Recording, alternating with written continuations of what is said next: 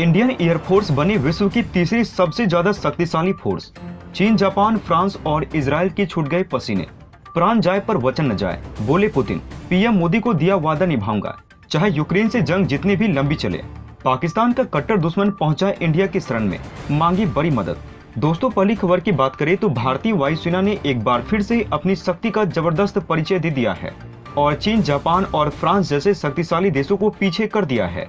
आपको बता दें कि world directory of modern military aircraft यानी WDMM ने 2022 की जो रैंकिंग जारी की है उसमें इंडियन एयरफोर्स को चीन, जापान और फ्रांस की एयरफोर्स से भी ऊपर रखा है।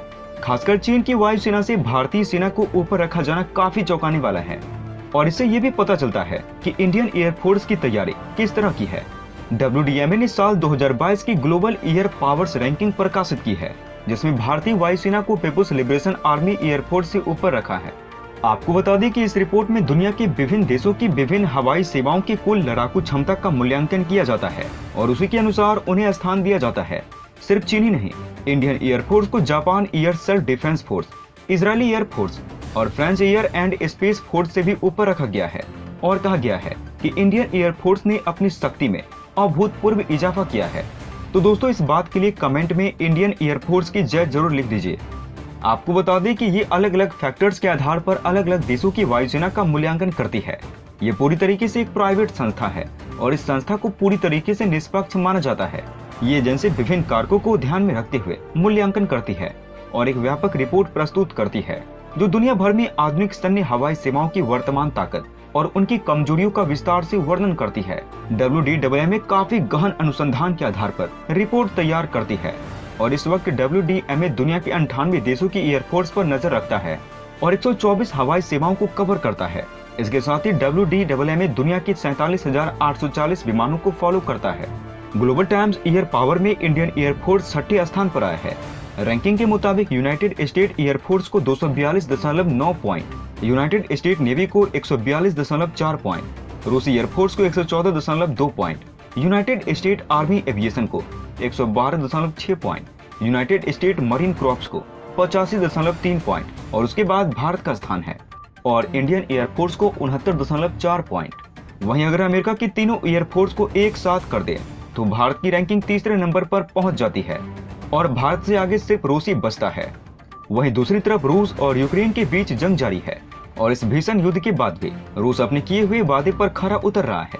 रूस और भारत के बीच की दोस्ती का अंदाजा नहीं लगाया जा सकता है। बस इतना कह सकते हैं कि जब भारत को जरूरत पड़ी तो रूस पूरी दुनिया से लड़ने के लिए तैयार हो गया था और आज जब रूस को जरूरत पड़ी तो भारत भी अपनी दोस्ती बखूबी निभा रहा है। जहां दुनिया ने रूस संग व्यापार करने से मना कर दिया है तो भारत अपनी दोस्ती कायम करते हुए रूस संग व्यापार पर और जोर दे रहा है। दोनों देशों के बीच दोस्ती का अंदाजा इसी से लगा सकते हैं कि जंग के बीच भी रूस ने भारत को तय समय से पहले ही हाल ही में S-400 air defence missile system की नई खेप सौंपी थी और अब जल्द ही इंडिया को K-31 हेलीकॉप्टर की डिलीवरी करने जा रहा है। रूसी हथियार निर्यातक की CEO ने 20 मई को रैली रूस 2022 हेलीकॉप्टर शो में बताया। रूस का काम अब 31 डैंग आधारित रडार पैकेट हेलीकॉप्टर्स की डिलीवरी पर भारत के साथ काम करना जारी रखा है। रूसी सरकारी समाचार एजेंसी तास की रिपोर्ट के मुताबिक मिखियेव ने कहा कि कामकोव 31 को लेकर भारत के साथ काम जारी है कि K-31 का कोई प्रतिद्वंदी नहीं है और ये दुनिया का एकमात्र डैक आधारित रडार निगरानी हेलीकॉप्टर है। ये हवा और समुद्र की स्थिति को नियंत्रित करने और आर्थिक क्षेत्रों और जल क्षेत्रों की निगरानी के कार्यों का पूरी तरीके से मुकाबला करता है। वहीं अगली खबर की बात करें तो पाकिस्तान का इस वक्त कट्टर दुश्मन खुद उसका दोस्त तालिबान बन गया है। जब तालिबान वापसी कर रहा था तो पाकिस्तान ने इसकी जमकर मदद की थी। हथियार, गोला बारूद से लेकर पूरी तरीके से आर्थिक मदद भी की थी। अफगानिस्तान में तालिबानियों ने जैसे ही कब्जा किया है उस वक्त के तत्कालीन प्रधानमंत्री इमरान खान पूरी दुनिया के सामने गला फाड़ फाड़ कर चिल्लाने लगे हैं कि दुनिया तालिबान को मान्यता दे। तालिबान की मदद पाकिस्तान ऐसे ही नहीं कर रहा था। उसे लगता था कि वो अफगानिस्तान की धरती का इस्तेमाल अब भारत में आतंक फैलाने के लिए करेगा, लेकिन हुआ ये कि ये दोनों ही एक दूसरे के प्यासे हो गए। पाकिस्तान की एक और बुरी नजर थी कि वो अफगानिस्तान की सीमा पर बाढ़ का काम पूरा कर लेगा। इसी के बाद दोनों के बीच भयानक राज शुरू हो गया।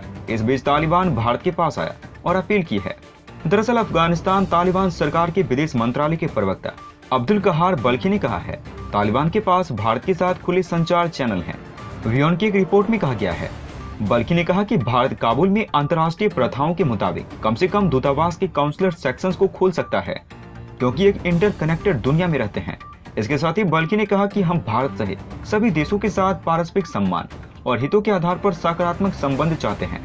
हम भारत के द्वारा अफगान लोगों को प्रदान की गई मानवीय सहायता की सराहना करते हैं और इसे सद्भावना के रूप में देखते हैं। हम उन लोगों को हमेशा याद रखेंगे जिन्होंने हमारी जरूरत के समय अफगानिस्तान की मदद की है।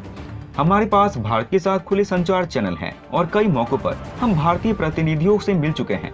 अब्दुल कहार ने कहा कि हमने सभी देशों से दूतावासों को फिर से शुरू करने का आग्रह किया है ताकि आपसी हितों और चिंताओं को सीधे बेहतर तरीके से संबोधित किया जा सके। लेकिन भारत को अगर पूरी तरीके से दूतावास को खोलने को लेकर आपत्ति है तो वे कम से कम अंतर्राष्ट्रीय प्रथाओं के मुताबिक दूतावास के काउंसलर सेक्शंस को खोलने पर विचार कर सकते हैं।